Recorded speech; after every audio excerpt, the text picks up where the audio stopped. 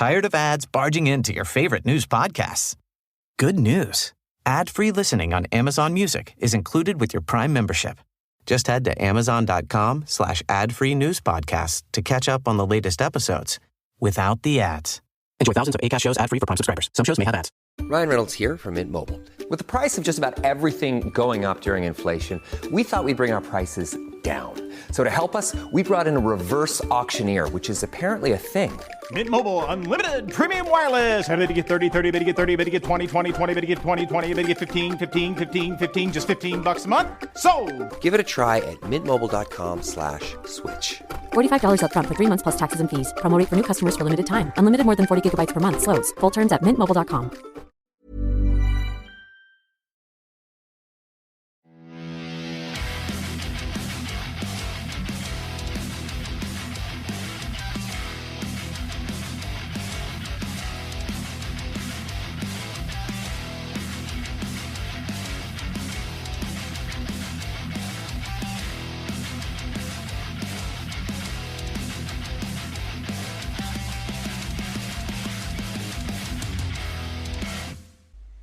Hi guys, and welcome to Heavy Metal Tones.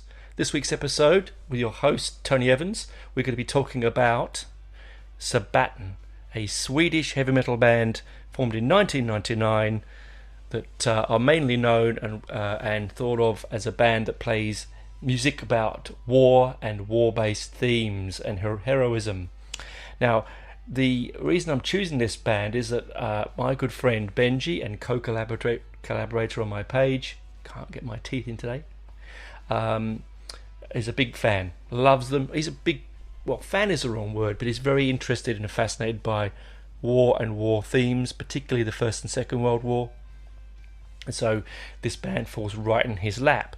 Now, I first heard of them about probably 6 or 7 years ago I had a sort of a compilation disc that came with, I think it was Kerrang, but it could have been Metal Hammer, I'm not quite sure.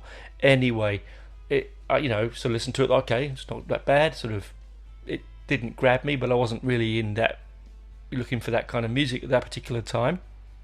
And the reason I'm choosing Coat of Arms, which was released in 2010, is I thought I'd like to try and grab dead middle of their catalogue. Now, with the new album that comes out next year, there will be 10 albums released, and I want to sort of I'd listen to the one in the middle. And it's also, the reason I chose this one is there's a particular track that's poignant to me on it, and I felt very daring and interesting, and we'll get to that in a moment. So I've had a few lineup changes. They get put into the power metal genre, and I think that's completely wrong. Musically, they could be construed as power metal. I would say more that they sound like Judas Priest, and I'm talking about mid-80s to early 90s era Judas Priest. I think they have more akin to Maiden and Priest and the sort of new wave of British heavy metal bands like Diamond Head and things like that than they do the power metal thing. Their vocals are not falsetto and high and operatic. I don't think their music is operatic and symphonic like a lot of the power metal is. The themes, well, they could be considered power metal. A lot of those themes are power metal, but I think the band hate the term being called power metal, and I think I agree with them. Anyway, the band consists of singer. Now I'm going to get these names, and I'm going to butcher them. They are Swedish, so any Swedish listeners out there, please, and the band, if you're listening, please. It's not meant. I'll try and do my best. Lead singer is Joachim Broden. The bass is Per Sunderström. The guitarists are Chris Rowland and Tommy Johansson, sorry, I apologise. And in drums you've got Hannes van der Gaal. Again, if I've got that wrong, sorry guys, I don't mean to offend, but they are a really, really well-honed band. Musically, I mean, I want to describe it musically. Their albums typically of that kind of genre music are heavily produced, very clinical, but it's because they are fascinated by not just war. It's the wrong thing. They're very fascinated by heroism, and so the music itself is heroic. It's pounding. It's marching. It's like Iron Maiden. Basically, it grabs you by your balls and makes you want to run along with it. It's uplifting, and even though the themes that they are talking about are on the whole negative, and when I say negative, they're not actually negative. So clicky. I've got all these things going on in my computer, and I don't know what I'm doing. 1 second. I'm sorry, guys. I'm going to have to just get that back here. One moment. Okay, sorry about that. I don't know what happened there. Anyway, stupid computers. So yeah, so heroic and marching, and makes you feel. I mean, as I said, the subject matters aren't always very nice subject matters, but I think they look at it in a way where they're thinking of it from the point of view of it's not about people. They're not saying, "Hey, war is great. Let's go kill people." I think what they're looking at it for most of the time, and I'll discuss the track list on this particular album in a minute, they're looking at it from a point of view of the ordinary person. You know, I'm told I have to go and fight another man in another country. I don't know him. I don't really even care about his ideologies. He has no idea about the ideologies because, let's be honest, the man with the gun in the trench has no idea what the man in the suit in the office in Whitehall or in the Wehrmacht or wherever they are, it's not Wehrmacht, sorry, Reichstag, they don't know their agenda is completely different to the pawns of the game's agenda, and they're expendable. So it's about their heroism, because let's be honest, guys, you know, most of us listening to this are probably in their I think my audience is in its late 30s, early 40s.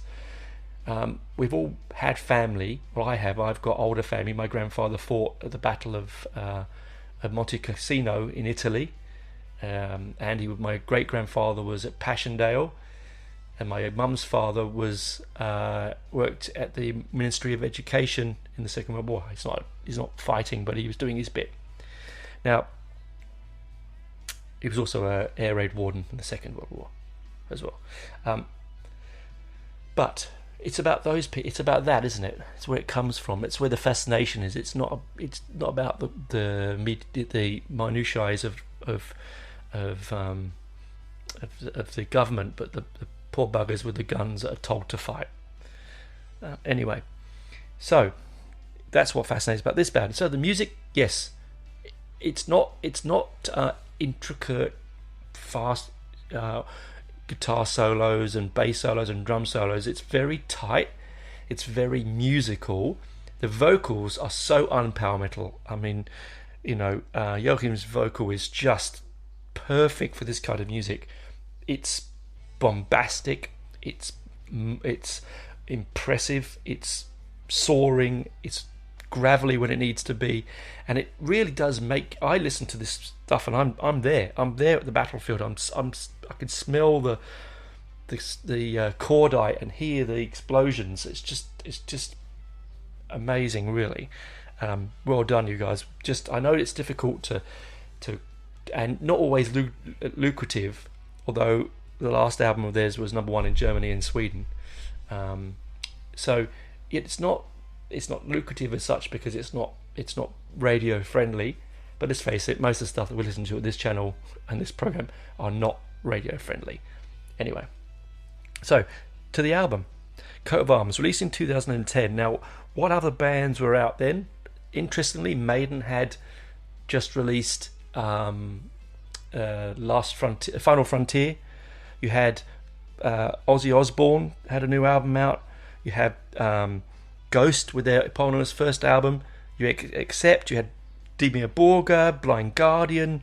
So quite a few big acts were releasing albums, that year. So it would have been in the shadows of the first two albums I mentioned, basically. Really would have done. So let's look at the album tracks.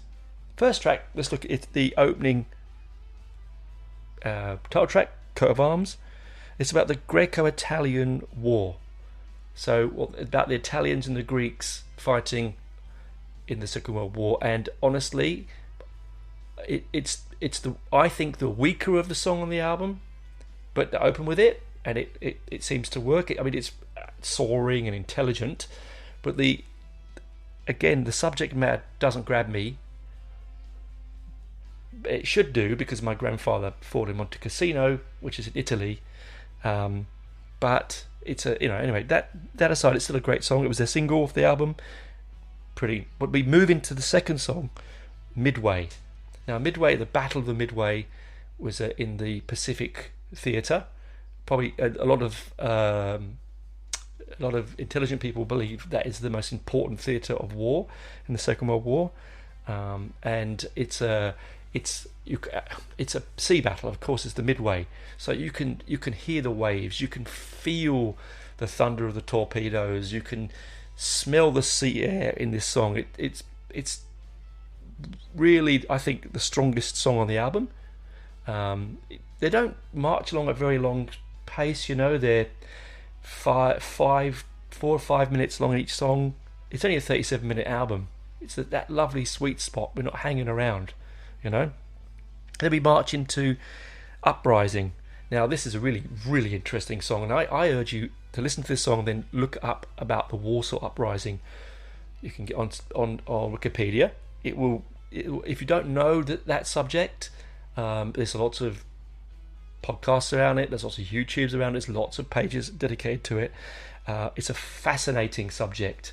A lot of really dark times coming from that. A lot of death.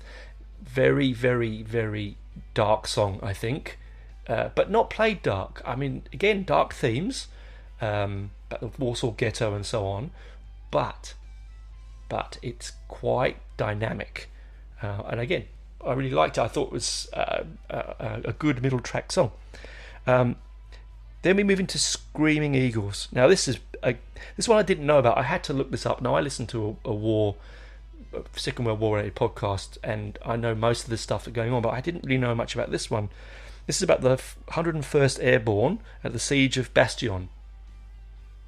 I didn't know much about that one, so that was, again, this is what's really great about music like this. Like Maiden did it for me years ago, and Monty Python, I'm sorry, off a sidetrack, but Monty Python, one of the, you listen to Python and you're talking about philosophers and you go and look them up, or you used to, at that time you go to the library and look it up. Now you just go online. The same with Maiden, I didn't know about Alexander the Great. I didn't know about Coleridge poems like Rime of the Ancient Mariner, Passchendaele. All these things you learn, but listen to the song, like, what's that about? And then you research it. Fascinating. And then we come to the one song on the album. Now, I'm gonna sidetrack slightly, because this next song is really important, and I want to talk about this a bit more in depth. I'm not scoot over it, so I'm going to go and get myself a drink. I'll put the kettle on. I'll be back in a few minutes, and we're going to talk about the next song, which is The Final Solution, and you can probably guess what it's about, and I'll explain about that in a minute to you. I'll see you on the other side.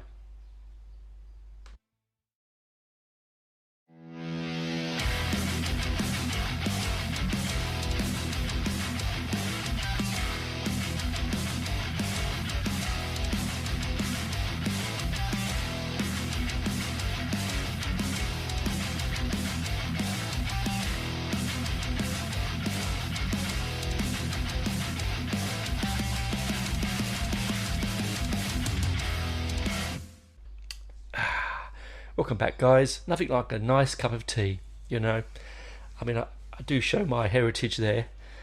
I'm an Englishman. I like a cup of coffee once a week with my wife on a weekend, but I'm more of a tea man. It passes the time making it. It fills you with joy, keeps you warm, and calms you down. Anyway, enough of my old manisms. And makes me think better as well. The next one is Final Solution. Now, this is where bands like this tread in very dangerous waters, okay? Because you can talk about battles as much as you like, because people choose to fight Not all the time, they're conscripted, but they know they can put their gun down and run away if they want to. Not that they will. I'm not condoning being a coward, but you can make a stand and say, I don't want to fight that war. When it comes to things like the final solution or the Holocaust, for those that don't know what it means, it was Himmler's and Goering and Hitler's plan to eradicate the Jews from the face of the earth, and 6 million Jews died. Not just all in the gas chambers, labour camps, just mass executions in general. Anyway, not a nice subject. And this is where it treads very dangerous ground, because, like myself, I lost family in the Holocaust, like a lot of relatives of European Jews. So it can be quite alarming.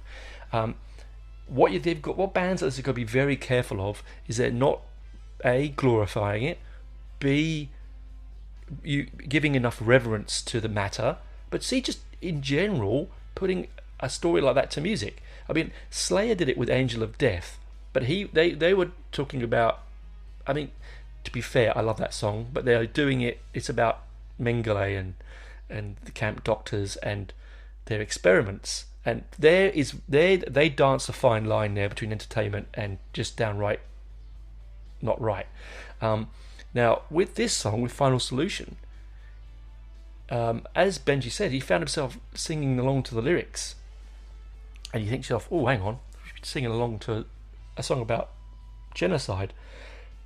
But what Sabaton have done here is they're not glorifying it. They're not making light of it.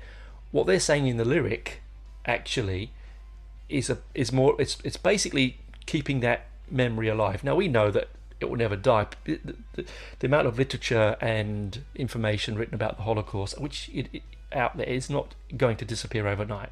But I think deep down what the band have done with reverence, I might add, I heard the lyric and went, oh no. They've done a great job. It's entertaining, which I find very diametrically opposing to my values. But at the same time, it's also educational, and I think survivors and their families would not find it offensive. They might find it hard to listen to, but that's art, isn't it? You know, the great art is not always easy, is it? You know, people looked upon Hieronymus Bosch's paintings in the 13th century and, you know, couldn't look upon them. People couldn't read Dante's Inferno because it was blasphemous. You know, so art's always going to have dance in that fine line of easy to look at and relaxing, or hard and confronting. And there's some middle ground, of course. You know, like pop music is that middle ground art. I think nothing in pop music's going to make you really have to think. That's the beauty of pop music, isn't it? You just turn it on and dance and forget about life. And the thing about metal is that people think metal is a relaxing well, it's a music to entertain you. Yes, relaxing probably not. But it's mostly, now they did a study that the most intelligent music listeners are heavy metal listeners. Interestingly enough, and the ones with the lowest IQ are pop listeners. Now, I love pop as well, so it doesn't matter.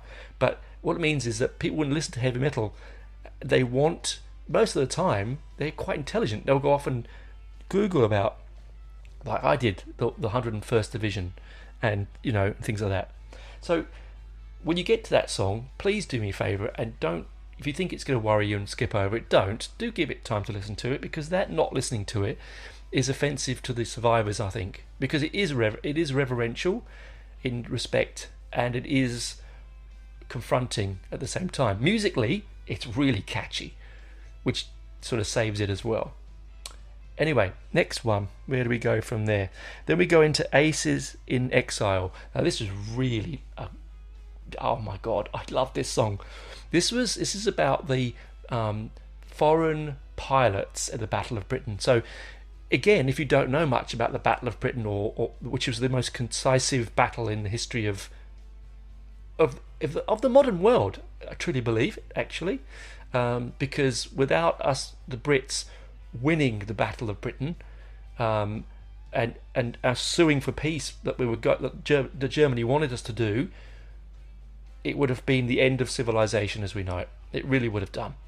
So, and we couldn't win that battle on our own. We had enough planes, we'd made enough, sort of, but we didn't have the pilots. So we had the Polish, and we had the Czechoslovakians, and we had some Russians, and we had Italians. No, not Italians, we were still fighting them then, sorry, scratch that. But you had these, and honestly, they were the best pilots. And they won most of the decisive battles to win us that Battle of Britain. So 1940, and listen to the music again. You can feel the tension, and the pilots, they couldn't speak English. They were in a foreign country. They're fighting a common cause, but they're in a battle that's never been fought like this way before. Battles had never been fought in the air concisively like that before. Squadrons the size, hundreds deep. One Spitfire to 5 Messerschmitts or ME 109s. Amazing heroism. And that there again is what you get in the music. It feels heroic. It feels just like oh my God, these guys risked their own lives for a nation and for a world that they weren't really part of. Poland is a small country in middle of Europe that's very isolated, surrounded by other countries, always with fluidic borders. Not like England. It's been England since 1066, its last invasion. 1,000 years before, Anyway, then we go on to Saboteurs. Now, this is, again, and I keep saying this again and again, but this is an astoundingly good album. So Saboteurs is about the Norwegian sabotage of the Germans' heavy water plants. Now, the heavy water, if anyone who don't know, is what you use to create nuclear weapons, fusion weapons. And so these Norwegians, they sabotage these facilities. And, we're sitting here, well, I'm sitting in Australia, you're probably sitting somewhere else in the world, but you're sitting where you are sitting, without that moment, again, concisive moments, without these concisive moments, with these heroic band of men, and most of them, I've got 2 children in their mid to late 20s, they're all that age group. Could you do that at 22? I certainly couldn't done. It's incredible heroism. And this, it comes across again in this particular piece of music. Then we go on to Wehrmacht. Now the Wehrmacht is basically it's the Nazi war machine, and this song is about how the Wehrmacht sort of basically how it changed the German soldier, the ordinary soldier. The Wehrmacht is like the SS. It's like the army's version of the SS Army, basically. Very one-sided, very direct, very xenophobic, very, to the point of following Hitler and Goering and Himmler's points right to the end. People think of the SS only, that were the evil, black leather-clad Nazis. No, the Wehrmacht did worse things, because at least with the Nazis, with the SS, it was in camps, and it was, God forbid it, but it was written. The Wehrmacht did things on battlegrounds and to innocent people in villages and towns that's unspeakable, and that's the reason we're not going to talk about it anymore. But that's that they did that, and how that affected the soldiers, because not every soldier's a Nazi, not every German's a Nazi, not every Nazi is a soldier, right? So these are ordinary men, born and raised in Bavaria or in Berlin or in all the country, all the towns and cities in Germany, being told to fight, go fight, and this song has that feel, because that go fight feel. It feels like and hear the marching I can hear the sadness. I can hear the reluctancy, musically, vocally, lyrically. It's a really astoundingly good song. It again, but uplifting. Not one point did I go, oh God, I need to put on some ABBA now. No, I never felt down by it. It's a really amazing way to do it. And finally, in the war-related songs on this album, we have White Death. White Death is about, now I'm going to get this wrong, it's about a Finnish sniper, Simo Hayha, Hayha, Simmo and Hayha, the most prolific sniper in the Second World War. The amount of people that he took out for obviously for war purposes is astounding. This man's ability to hit a target from distance is just wonderful. Now, not wonderful, God, that's horrible to say. No, just skillful. Okay, he was doing it for good purpose though. Okay, and the music again, it's quite calm. It's quite steady, as you'd imagine it have to be, as a sniper rifle would have to be. Steady, and you can almost feel and hear his heartbeat in rhythm with his trigger point and with his gun sight.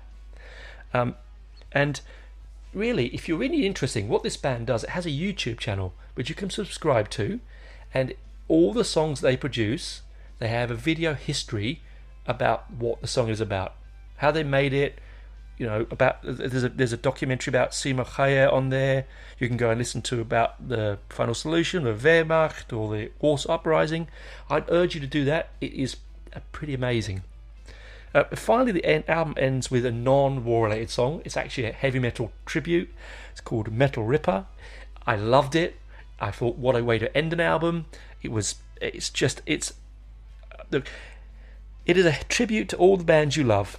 And it's got lyrics ripped, like they've copied lyrics into the song. There's Maiden lyrics. It talks about Aleister Crowley. It's a beautiful 4-minute tribute to the reason why we have this program, why we listen to this music.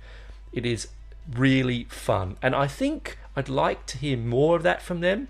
They did an album called Metalizer. It was their first album. They delayed it and brought it back out only a few years ago.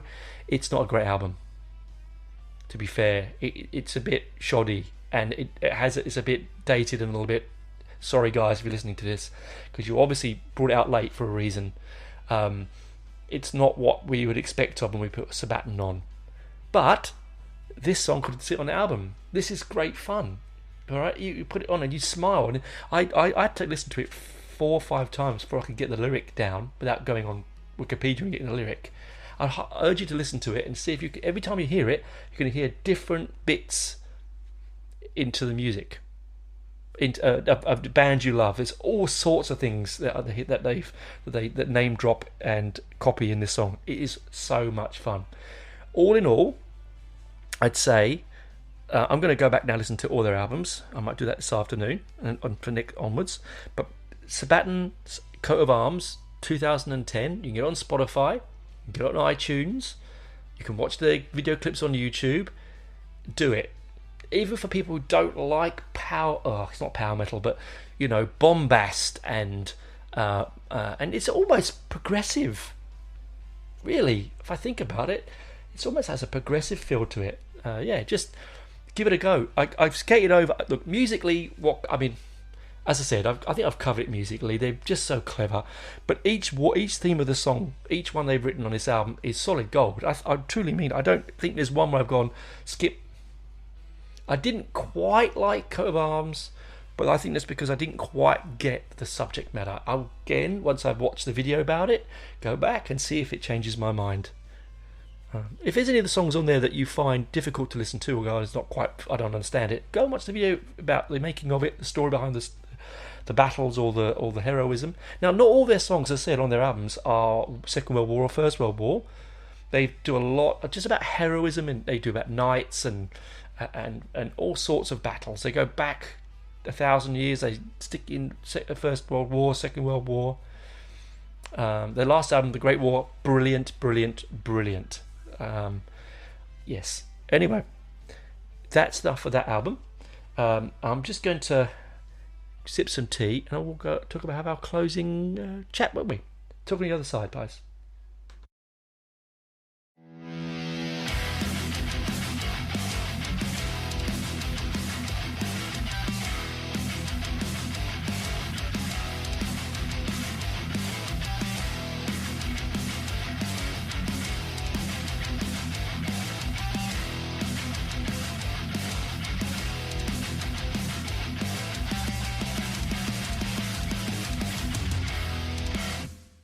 Hi guys, welcome back. I've just lubricated the vocal cords.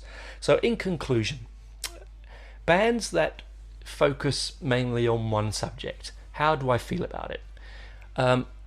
With Sabaton, I love it because, I know what I'm getting. That doesn't mean if they release an album about picking daisies or scratching their asses or walking through fields and singing lullabies to their loved ones, whatever they choose, it doesn't matter. It might be it might throw you off, but really it doesn't matter. This is their vision and their love and passion.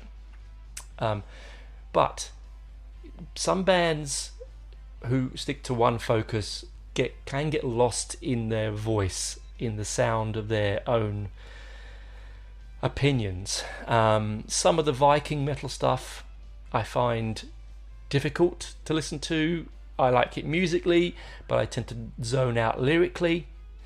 I don't do that with this one. With this band, I'm the opposite. I actually try and push the music slightly backwards and then focus in on the lyric. Because the music is there, it's wonderful, as I said earlier in the episode, but I'm more drawn to the story, and I think that's the prog lover in me coming out. Conclusion, great album. If I was going to give it a rating, and I haven't done it on this show before, if I was going to give it a rating, I'd give it 4 out of 5. I'd only give it 5 because I'm not sure I like Coat of Arms, but I'd give it 4 out of 5. That's pretty good fare. It's a 2010 album. It doesn't suffer from that digital era sound. It doesn't feel thin. It's not overstretched. They haven't tried to put 15 songs on the album.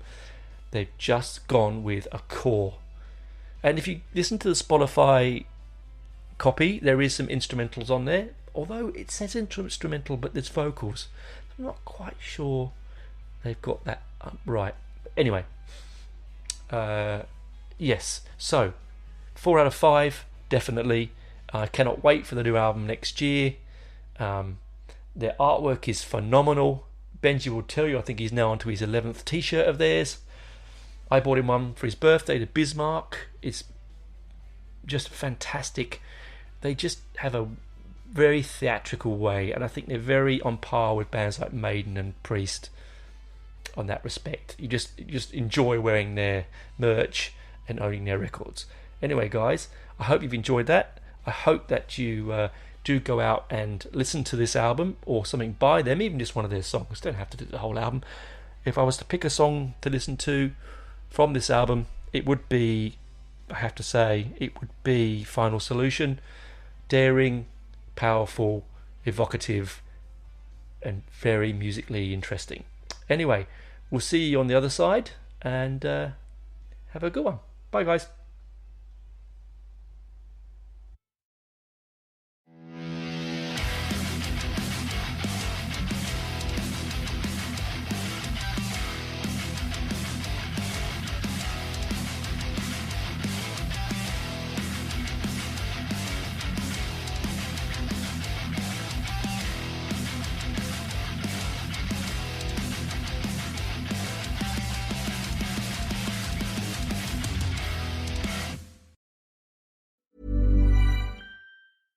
Tired of ads barging into your favorite news podcasts? Good news. Ad-free listening on Amazon Music is included with your Prime membership. Just head to amazon.com/ad-free news podcasts to catch up on the latest episodes without the ads. Enjoy thousands of Acast shows ad-free for Prime subscribers. Some shows may have ads.